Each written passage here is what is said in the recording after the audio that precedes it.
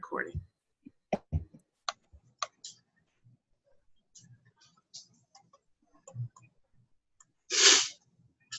So, after those two scenarios, I'm wondering where did we see our diversity issues? Well, I definitely feel as though there were some diversity issues with the client, feeling that, with the parents, I guess, stigma with drug use or addiction. I guess, the client felt as though his parents or her parents would look at her a certain way, being in, a treatment center and going through addiction. Yeah, I could see that too, especially the stigma around drug use.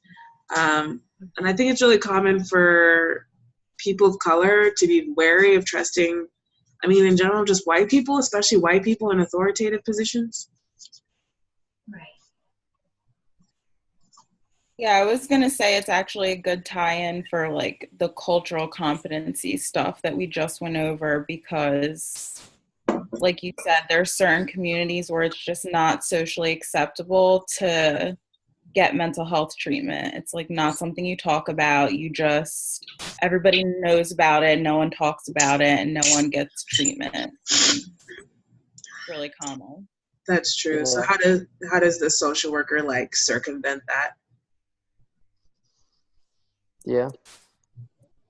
And it can also be very difficult from the social work's, perspective, I'd imagine, because, being so wrapped up in that world, whether it be substance abuse or behavioral health, and, you kind of get in your own bubble, and then sometimes it's easy to forget that a lot of people you really don't know very much about it at all, and do feel a very major stigma as it relates to it, that, obviously you're not going to feel like that if you're working in it.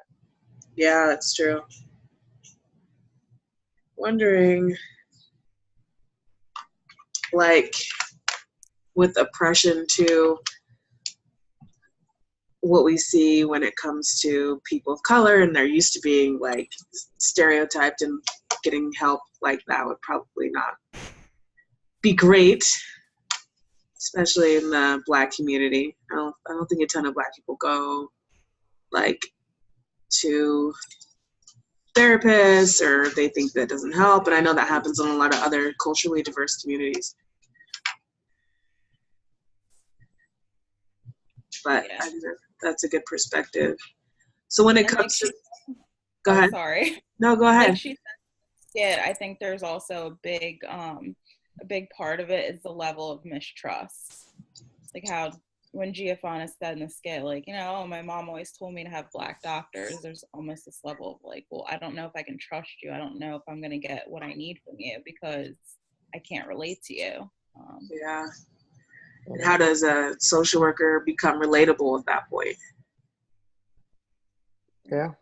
And I guess from my perspective, it would be important for if the doctor was white, it would be important to be aware of that possible mistrust at the beginning, and you might be more inclined to work on trust exercises as opposed to just diving right into maybe some of the reason why the person's there. It's a cultural divide to keep in mind for everybody, really. Yeah, that's true. It's very true. So how do we feel about the two techniques and how they were used and all that?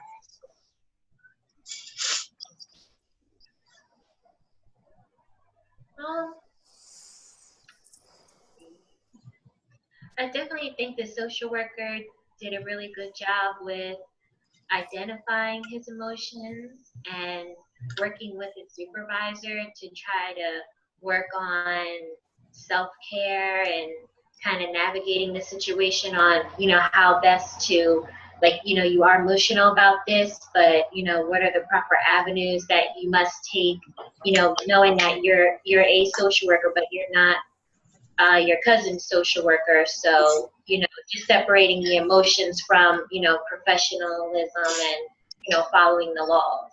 Yeah, that's true. Being conscious too enough to say, and being aware of their own emotions, right? knowing what you're going to have to deal with later on. Because you're like, what if their parents want to, my family wants to ask me questions or wants this. So being very aware of what you're going to have to face emotionally, I think is really important.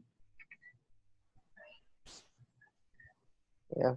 I also think just how important it is for all of us to lean on to lean on other people, to be humble enough to lean on other people to help them, assist them when they're not, necessarily as strong as they could be at that very moment. And, I think it's really important as a social worker to, I would imagine, really, I don't know, use your colleagues as a resource, not only in situations like this, but just in situations where you don't know as much as someone else might. Yeah. Being, I don't know. No, I totally agree. I know a lot of social workers and psychologists who have their own, therapists, of course, so they can give themselves self-care. And they also, spend time just talking to each other to figure out what they can be doing better, what they may be missing, getting a different perspective. So emotional intelligence, I think, is a really good way of staying in touch with yourself, with other people, and with the, best techniques in treatment. I agree, and I think kind of like what Jared was saying, like in terms of self-management, it takes a certain level of maturity to even be able to say, I need help, I'm freaking out about this, what should I do? Because just not saying anything and like suffering in silence really is an option. It's not a great option, but it is an option. So Yeah. It's very like true. in our skit, the social worker, had enough sense to go reach out and get what he needed. Yeah, which is a level of emotional intelligence that we could all be so lucky to have. To know when you need help and be able to say it. Yeah. Yeah. So what about technique 2, nonviolent communication?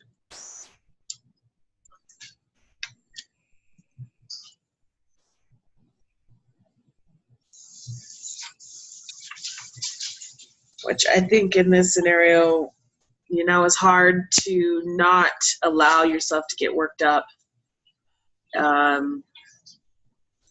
in that situation with a family member. It would have been easy for the family member to, one, be really disappointed and show it when they're talking to them, like, oh, you fucked up, like you messed up. Yeah. So being able to communicate with their relative and in a way that brought the relative kind of a more peaceful mindset, I think was really important.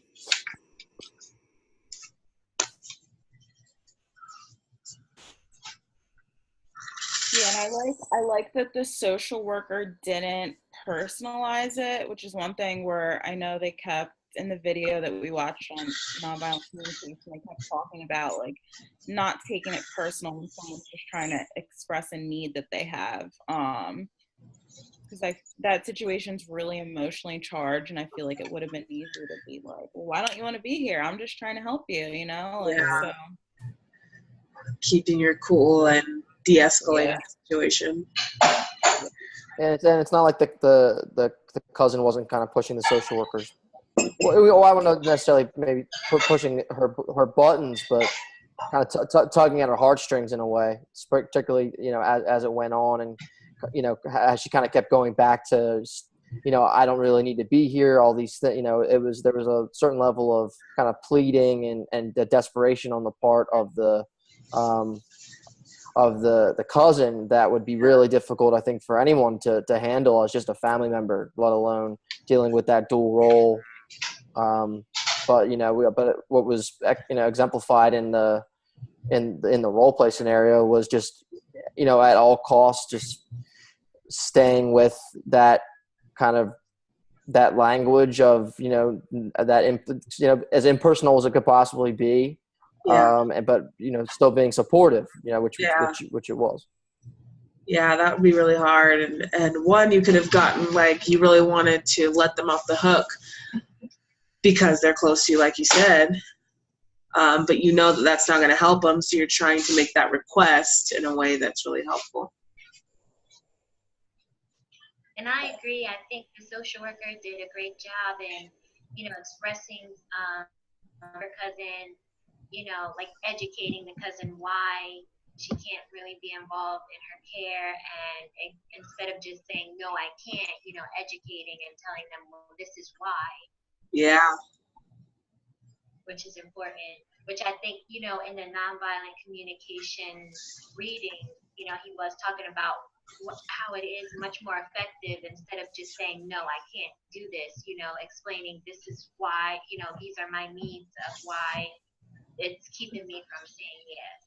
Yeah, absolutely. So overall, I think, good. So, I mean, at this point with all of us, where do you think we stand as a group by the end of the course?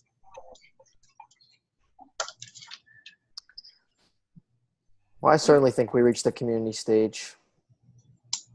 I agree. I think we're definitely in the community stage. I think so too. I think we are able to give each other critiques without feeling like we're attacking or anything like that. So we're actually able to work on a project like this instead of getting bogged down in, no, I want to do it this way or you want to do it that way, and any conflict or chaos. Yeah, I agree. We're definitely in community, and I feel like we got there relatively quickly. I mean, I know it's only been 7 weeks, but I've done other group assignments before where it's not that way, and I don't know if it's because there's only 4 of us, but I feel like we all really do get along well and we mesh, so good. Yeah. And I think we all kind of kept that common goal in mind throughout, which I think was really important. To me, it always seemed, at least, and I had illustrated this in some of our process notes, or at least like I tried to explain this, is that I always felt, no matter what, that all 3 of you had our project's best interest in mind, and I never doubted that first second. And I think that's really important, is like when you feel comfortable and know that your group members aren't, out for themselves or allowing their egos to get in the way of, what's best for the group, it's easy to kind of let your own guard down and really, I think you end up really giving more to the group in and of itself, because you feel like you can go dig that a little bit deeper, and, you just feel more comfortable. And I always felt comfortable throughout this process. Yeah, I think it was nice that we all brought a different perspective and we could all benefit from the said perspectives. Working in a group, you can get things pointed out to you that I wouldn't have noticed or thought about, and working comprehensively with a group of different people from different backgrounds with different information, I think is super helpful, and I can see how it's helpful in the social work profession as well. Well, we're at 10 minutes, guys. We're past 10 minutes, so